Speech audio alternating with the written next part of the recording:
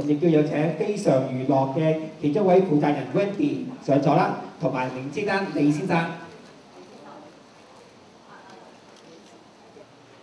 咁樣而家請阿汪小姐講嘅先好喎。各位朋友，好開心咧，就好快脆又同大家見面。咁我哋上一次嚟呢度都係幾個月前嘅事。咁其實頭先我喺飛機度聽羅賓話，啱啱今日立春係咪？係啊係。即係今年其實係過年啊！年初一咯喎。係過年。過年係踏入新嘅一年啊嘛，喺呢度祝大家新年好，虎年嘅第一日。係啦，祝大家虎虎生威。虎虎生威。好嘅，咁呢度有幾多係傳媒咁客氣嘅你哋？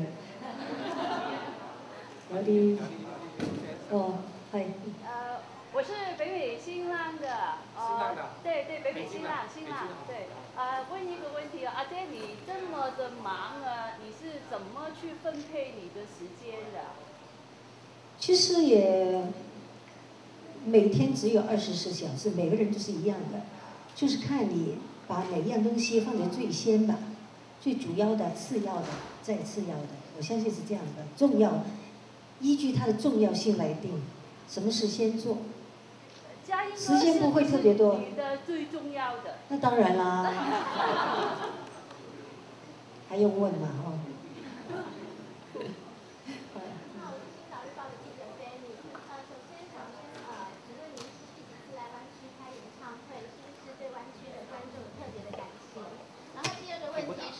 你好，我是星岛日报的记者 Fanny。第一个问题是，欢迎汪小姐来这边开演唱会，那谈一下您对湾区观众的感情。那第二个问题是因为去年60周年的建国大庆，您在这边唱歌的时候，罗家英先生在台上说，我爱你。那是不是你已经习惯了罗家英先生大庭广众下来对你示爱？那谈一下你们两个人的生活，因为那时候我觉得非常的感动。我有这样说过吗？其实我上2次来这里，不是我个人的演唱会，只是参加那个同一首歌的综艺性的节目而已。其实我好长时间没有一个人的演唱会在这里开过了，所以我也十分的期待。我记得好久之前了，真正开演唱会在湾区是很久之前的事了。一般来说来了2次都是唱2首、3首歌而已，所以。我希望大家会喜欢看我的演出吧。可以谈一下两人的生活吗？再说一次。谈一下你们两人的生活。我们生活就是他有他，我有我的。过去过了，因为大家比较忙，我昨天才从那个泉州飞回香港，我都是在国内飞来飞去，要去上海啊，要去那个杭州啊，去北京啊。成都啊，这样，我都比较忙的，他也很忙，但是我们最开心的就是我们这3个月刚演完一个戏，叫做《德林跟奇西》这个戏，在香港演出那个5天6场，演出很成功，这个因为这个戏呢，我们2个相对的差不多2个月，如果不是这个戏呢，我们经常不碰面，1个礼拜都是碰2天左右。但是这个戏呢，我们就每天都见面了就这样。大家都不错的生活来说都是没有吵架就最好了，就是没事。要不要介绍一下这次的演唱会的特色？这演唱会主要就是分几个部分，就是当然是汪明荃的一些大家耳熟能详的一些经典的歌曲吧。还有一段就是顾嘉辉的跟王詹的歌，还有一段就是怀旧的歌这样子。粵曲啊，我好似冇準備喎，你？我會唱半首啦，唱半首啦。你想唔想阿姐唱啊？而家你同佢講。如果你想佢唱咧，就要翻個二胡啦。因為上一次咧，我哋一次咧喺雲頂。即係臨時臨急，咁就會唱一段咩孤清清即係咁樣啦。咁又我玩二胡咁一支獨奏，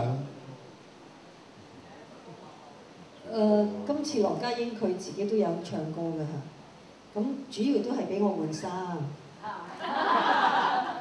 不過佢其實佢而家有好大嘅進步，我指嘅係流行曲啊，因為呢10年8年咧，佢一直喺國內咧係有登台唱歌，就流行曲為主喎，咁所以佢啲流行曲係而家進步咗好多。係點解咁多靚女港姐啊？華裔小姐？係咩？哦，佢哋嚟支持我哋啊？哦，歡迎歡迎。識唔識聽廣東話啊？識喎，等你扮完靚先。我又想問一問唔好意思啊，你呢邊，中間。哦，你好。想問一問啊，知道呢個嘅演唱會嘅形式啦，一人有一 part 啦。咁合唱方面會唔會揀翻幾首經典嘅合唱歌曲，兩位喺呢個演唱會當中表演下咧？合唱歌曲當然都會有嘅，咁我哋仲會唱一隻過年歌添，因為呢個又係主辦當局佢話希望提早可以同大家拜年，咁我會唱多一隻。仲有一個問題，可唔可以同大家透下近況？我知家英哥就係成日都會內地周圍走，咁阿姐咧，阿姐近排都要。我咧就其實我喺香港好多事務啊，我係香港房藝會嘅委員，咁我又係八和會館嘅主席，咁其實八和會館有好多工作要做嘅，一般都唔係幕前嘅，全部都係幕後嘅。咁喺嚟緊，我哋香港3月份2月尾開始咧，就香港每一年都有一個香港藝術節。咁今年咧，八和會館咧就被邀請做一個開幕嘅一個演出，咁係3日嘅。咁所以我哋而家就要幫呢個藝術節排戲啦。咁喺之前又要影海報啊、宣傳啊，好多嘢。咁其實嚟呢度之前，我哋啱頭先羅家英講就係啱完成咗我哋一個大型嘅粵劇《德齡與慈禧》。咁呢個劇其實就正式彩排差唔多3個月。因為我哋今次有2個新人，咁同埋全新嘅製作，咁所以用咗好多時間。咁我因為除咗飾演慈禧之外，我亦都係呢套劇嘅監製。所謂監製即係台前幕後所有 casting 啊、服裝啊、宣傳啊，全部都係我自己搞嘅。咁所以上半年係相當之忙嘅。我即係想問，會唔會將呢套劇帶埋嚟未交俾演出喎？我想嘅，不過呢個劇個製作都相當之龐大㗎嚇。咁如果有足夠嘅即係資源支持我哋，咁當然希望嚟呢度演出啦。聽到啦，製作單位聽到啦，得㗎。因為呢套戲我哋喺香港演出都差唔多100人嘅，咁如果淨係個機票我都唔知可以想像呢度點樣過嚟咯。但係如果 cut 得太少人，或者侵好多即係本地嘅，我又覺得好似唔係太完整咯。再考慮。